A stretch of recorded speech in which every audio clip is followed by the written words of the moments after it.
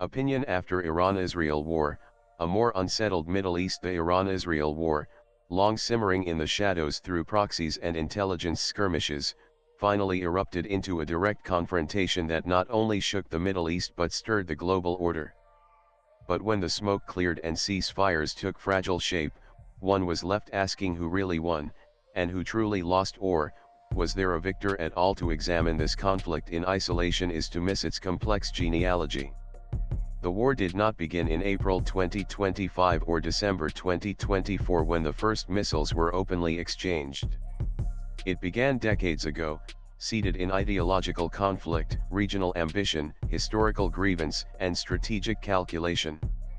Iran, with its consistent commitment to anti-Zionism, and Israel, with its existential anxiety and security doctrine of preemption, have long danced a deadly duet, each enabling the other's paranoia. But it was American withdrawal from regional stewardship and the collapse of the two-state illusion in Palestine that provided the vacuum into which this war was sucked. What we witnessed was not merely a regional war. It was a hybrid conflict, a mosaic of direct missile exchanges, cyber attacks, targeted assassinations, and proxy engagements in Syria, Lebanon, and even the Red Sea. Iran mobilized its axis of resistance, Hezbollah in Lebanon, the Houthis in Yemen, and militias in Iraq and Syria.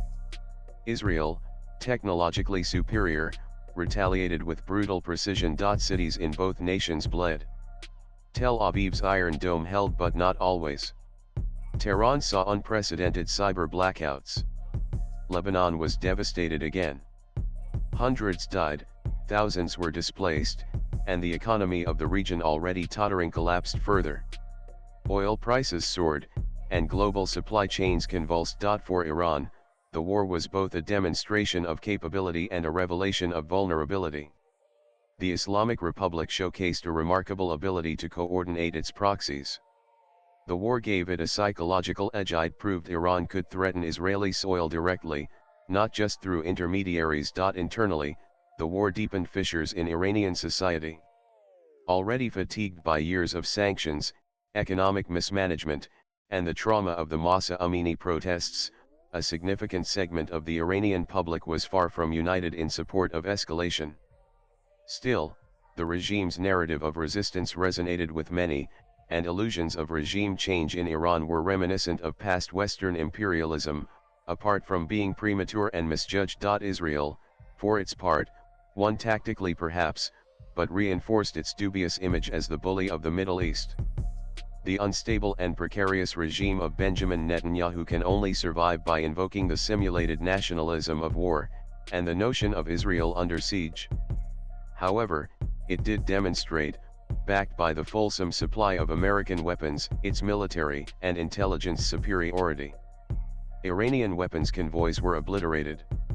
Key militia commanders were assassinated. Tel Aviv showed it could strike at the heart of Iranian infrastructure. But the strategic victory is less clear. For a nation that prides itself on deterrence, Israel failed to deter. Iran did retaliate. Its missiles did land. Its proxies did act. And perhaps most significantly, there is no clarity about whether its uranium enrichment program has suffered fatal damage. Israel's domestic unity frayed. The war accelerated the cleavage between secular and religious Jews, Ashkenazi and Mizrahi populations, and reignited Palestinian resistance in the West Bank. Israel emerged militarily intact but politically shaken, increasingly dependent on the continued commitment of its American patron. Its image as a democratic fortress amid authoritarian neighbors grew threadbare under the scrutiny of wartime censorship and aggressive counterinsurgency. And what of America? Perhaps there is a diabolical method in the apparent madness of Donald Trump.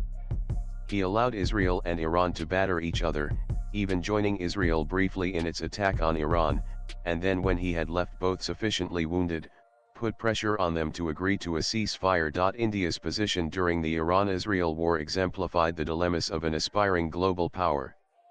Bound by its traditional ties to Iran, a vital oil supplier and a counterbalance to Pakistan's regional ambitions, India also shares a deepening strategic embrace with Israel, especially in defense, agriculture, and cybersecurity. New Delhi's official stance was one of predictable neutrality. It called for de-escalation, respect for the sovereignty of both nations, and reiterated its commitment to regional peace. But underneath the platitudes was a passive diplomatic tightrope act. India could not afford to antagonize Israel, now a crucial supplier of defense technologies and a political partner against Islamic extremism.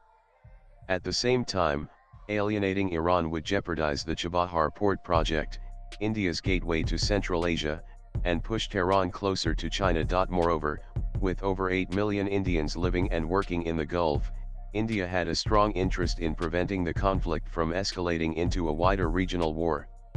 Its evacuation operations were efficient, but it was clear that India still lacks the heft to shape outcomes in West Asia. It is a stakeholder, yes, but not yet a shaper. Perhaps the most haunting truth is that no one won. Iran bled, Israel endured, America equivocated, and India chose to remain a bystander. The people, civilians in Tehran, Tel Aviv, Beirut, Sana'a were the true losers. Victory was claimed on all sides, but it was a hollow, rhetorical one. The war did not redraw borders. It did not resolve grievances. It merely exposed the unsustainable status quo. Swipe left for next video. In the war's aftermath, the Middle East is more fragmented, its future more precarious. The specter of nuclear escalation, unthinkable until recently, now hovers ominously over future skirmishes. The real challenge lies ahead in the building of a new regional architecture that transcends sectarianism, balances power, and invests in peace. India, with its historic civilizational ties to West Asia and its growing economic and diplomatic capital, must strive to be more than a fence-sitter. The writer is a former diplomat, an author, and a politician. Views expressed in the above piece are personal and solely those of the author. They do not necessarily reflect News 18's views. Latest blogs.